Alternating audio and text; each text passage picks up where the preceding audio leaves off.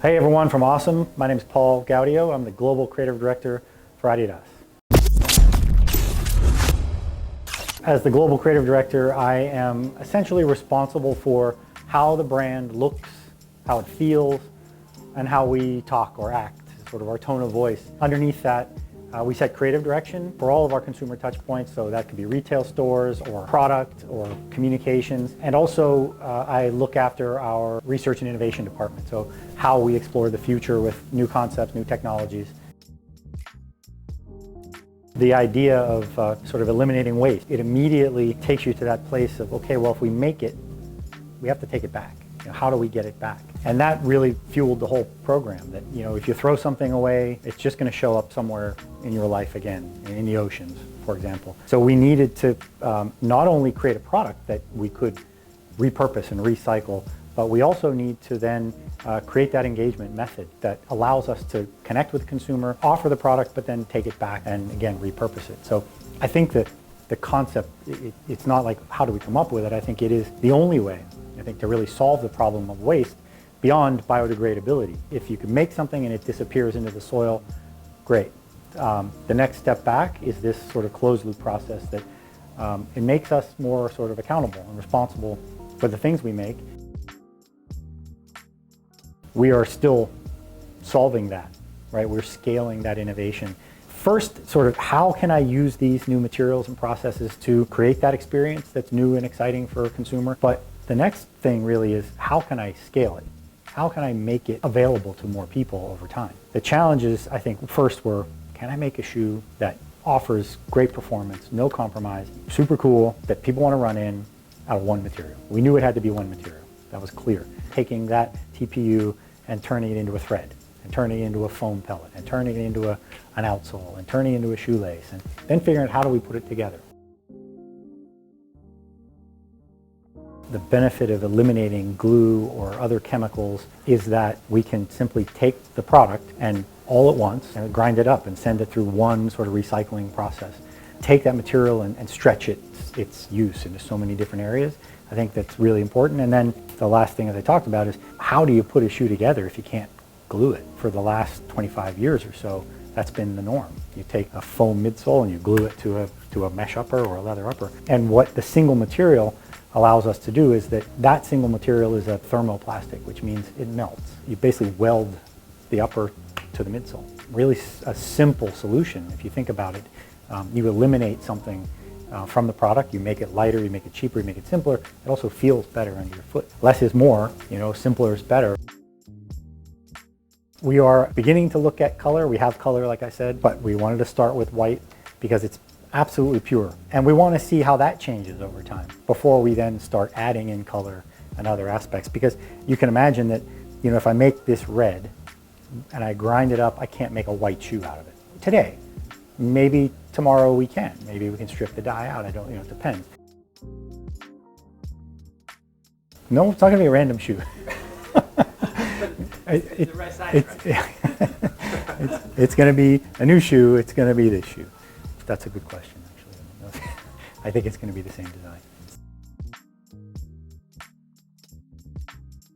With each successive generation, we'll also make more shoes. Well, I think the next round we might make 2,000 shoes and begin the trials, further and further. 100% of this shoe will end up in the new shoes. Will the new shoes be 100% this shoe? Not necessarily, because we're making more. But ultimately, we want to get to that place where the same batch of material we can use again and again. These are still things that we're honestly resolving in the end. That's the back end of this. That's the next level of innovation. Can all these materials be used to do all the exact same things? Or will we have to say, I can knit 2 times, but not 3 times or 4 times? And so that material might then become midsoles or outsoles, which is even simpler to make. So there is a degradation as you make successive generations, but again, there can be a migration of use going down through the different components of the shoe. Those are things that we are exploring in this process.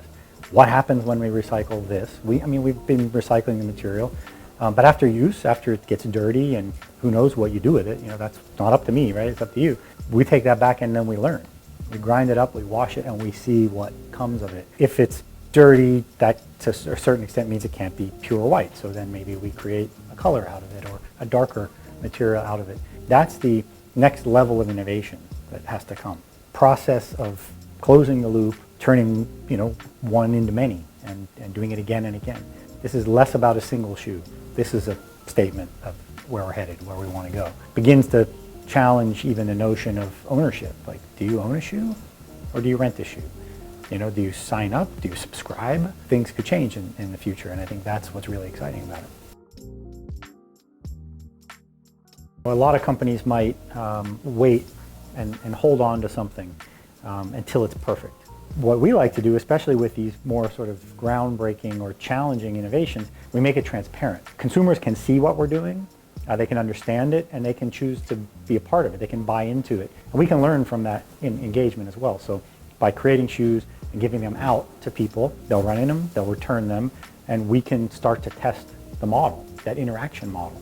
Not just about getting consumers sort of into the process and understanding where we're headed, but also it's about partners and people who are out in the world that can help us solve some of the challenges that we still have to solve.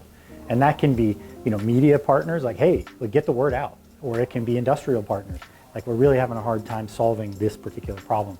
It exposes us to some risks as well. There's potential for failure, right? You can fail publicly.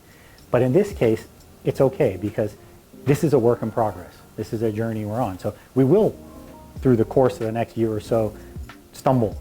That didn't work or this didn't work. Let's try something different. And we'll learn. And we'll learn from that engagement with consumers along the way. It's our how. It's how we create. It's an ethos for all the things that we create, in a sense. We use it as a process. It's not an outcome for us. It's very much a series of questions that we ask ourselves. Critically, 3 things. Born from culture, built for purpose, daringly simple. Born from culture is, okay, well, who am I making this for? Where do they live? What do they think? What are their goals and dreams and desires? What can surprise you, but also what can satisfy you? There's this push and pull in terms of understanding consumers and gaining insights that we can use to create better products. If I create something, it may be the coolest concept in the world, but if a runner doesn't understand it and it's meant for runners and it doesn't fit into their lifestyle or the way they dress or the way they live, they'll reject it. The next thing is built for purpose, and that's how do we solve the problem? What is the problem we're trying to solve? That's maybe the traditional starting point. And lastly, we talk about daringly simple. The FUTURECRAFT.LOOP shoe is a great example. Most innovations are extremely complicated. We don't want to present it that way. We want it to appear as simple and elegant and something that fits into that culture that we talked about and provides that service or benefit to the consumer in a very sort of seamless and integrated way. Most of these FUTURECRAFT projects are science projects. They're full-blown engineering, research, material science, sports science, really deep projects. But nobody wants to buy a science project, right? They want to buy a cool shoe. That's, I think, what's really interesting about taking all of the great things about science and technology and crashing that together with art and design and humanity to create something that on one hand feels familiar, fits into my world, but on the other hand has never been done before.